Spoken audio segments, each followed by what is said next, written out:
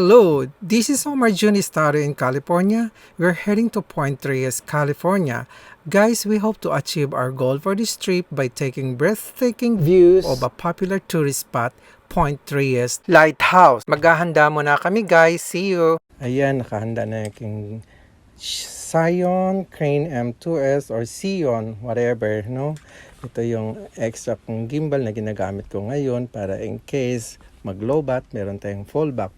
Ito yung aking camera Lumix at saka yung pang telelens. Andyan yung backpack na lalagyan natin mga gamit. So, kompleto na yan. Tapos, syempre, konting mga tubig at mga pagkain din. So guys, join us and see you around. Introduce ko naman yung aking mga co-travelers. Yan si Mylene, Ate Malu, at syempre ang kanyang asawang may tukayo, Kuya June, my mentor also sa photography, especially using the professional camera. At syempre itong aming si Pastor na nag-drive sa amin, si Clergy Montella. Thank you, Pastor, for driving us there.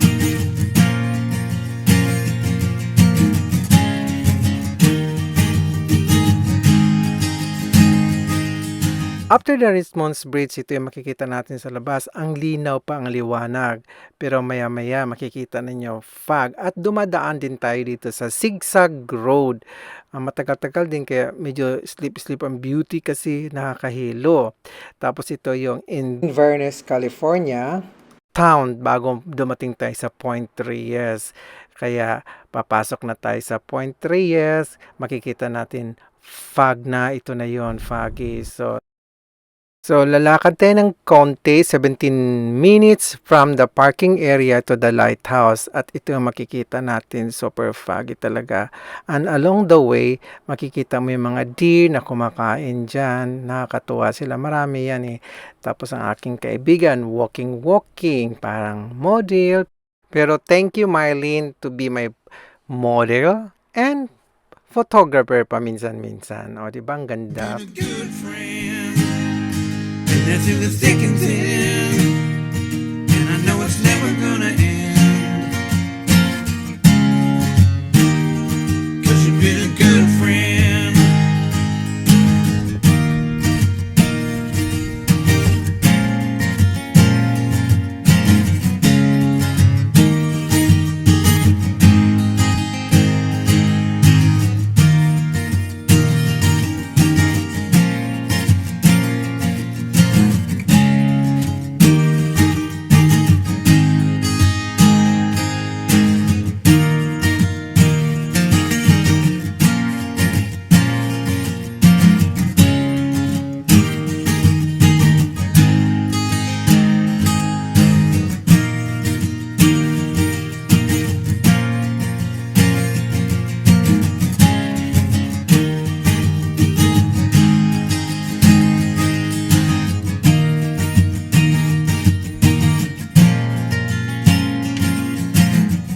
Regarding the mask, ang community level is medium, so mask wearing is optional at Point Reyes National Seashore.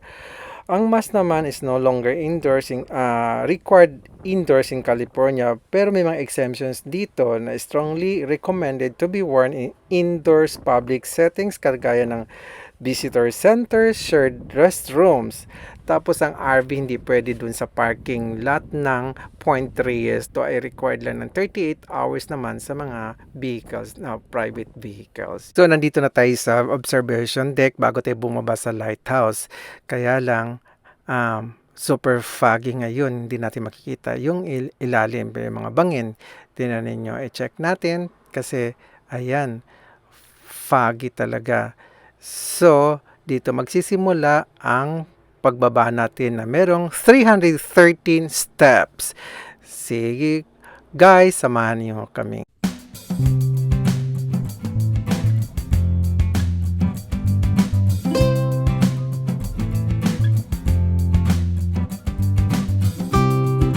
First step from 313 steps down. Steps 313. 300.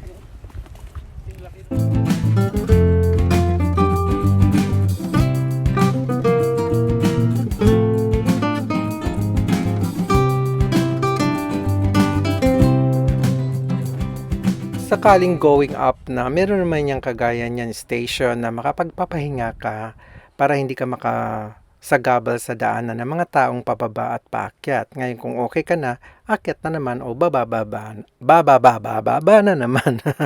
Whatever. Yun.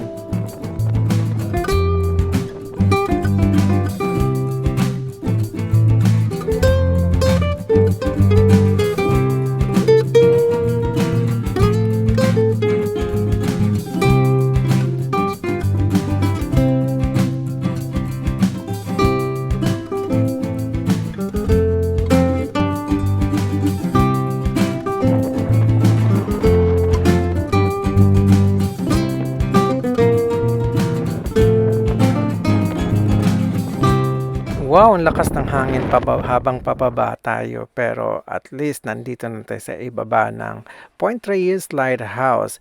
Maya-maya explore na natin ito, guys, and see you around. Unang-una, karamihan sa areas of the park are open but there are few closures currently in effect. Current closure may affect visits to Cule Loclo and Point Reyes Beach. Kite flying and kiteboarding are prohibited at Abbots Lagoon and along section of the Point Reyes Beach and Limantor Beach.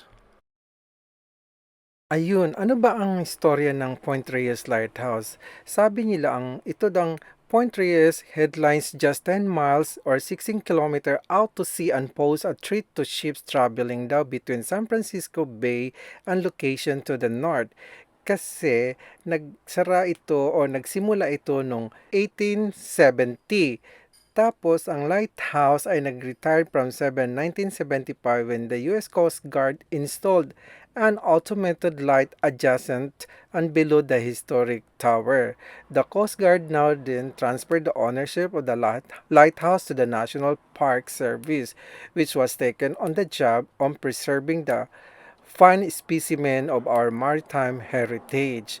Oh, at ang historic Point Reyes Lighthouse served Marinin for 105 years before it was replaced and endured many hardships kasama dyan ang April 18, 1906 na earthquake during the Point Reyes Peninsula, and the lighthouse moved north 1815 in less than 1 minute. At this point, itong area na ito, minsan daw makikita mo ang maraming whale, kaya may whale watching din pag nagkataon. At natapos tayong umikot dito sa lighthouse, going up naman tayo at pinakamahirap na part na mangyayari. Nakakatuwa o nakaka-amiss na meron tayong binibisita na place gaya nito, ang Point Reyes Lighthouse, at sa tabi pa ng cliff. Yun nga lang, nakakalula on my part dahil may fear ako sa height, kaya lang adventure. So, pasok na rin yun. Kasi it's perfect for the unwind, the stress, relax, at higit sa lahat, walang entrance fee. Kasi nga, karamihan dito sa amin, very workaholic, di ba? So, we need to have a break from the 5-day work, paminsan-minsan. So, yun. By the way, heading back to our parking lot now, at ngayon ko lang napansin that they are closed at 4 p.m. at may taas na gaya ng building with 30-story building. Wow, nakayanan namin at hindi ko na feel na napagod ako. Eto, nasa patag na kami papuntang parking area. In our little way, hopefully you enjoy watching the lighthouse views. Friends, please like, share, and subscribe. Salamat talaga. Comment na rin pag nakita ninyo na may nakaligtaan kami rito. Also, sasabihin ko yung mga bawal at ano-ano ang ipiprepare when you want to visit here. Ano-ano ba ang dapat nating i-prepare pag pumunta tayo ng Point Reyes? Ang lakas ng hangin. Ano ba yan? So, yung kailangan fuel mo, gas station, may 20 miles away from the Point Reyes. Kaya dapat sufficient ang fuel ninyo sa inyong vehicles, kasama ng round trip at yung side trips, diba? Tapos yung weather, very experienced yung high winds kagaya kaganina at ngayon. Tapos kailangan may water ka, bring a water bottle or food. Kailangan mo rin ng food kasi malayo ang food services dito. So, phone, kailangan magandang reception ng phone mo at na kailangan lagi naka-full charge. Wala naman problema sa restroom dahil may mga restrooms dito. Smoking, bawal. Tapos pets, pwede ka rin magdala para sa dogs and pets are prohibited din sa ibang park. Kaya ingat lang at basahin. Sa drones, minsan bawal, minsan depende kung pwede yung drones. You just ask the park rangers. So, yun. On our way home, dadaanan natin ang Cypress Tree Tunnel. It's amazing. Excited na kami to see this tree tunnel. Here we are in Inverness, California, kung saan nandito ang amazing Cypress Tree Tunnel.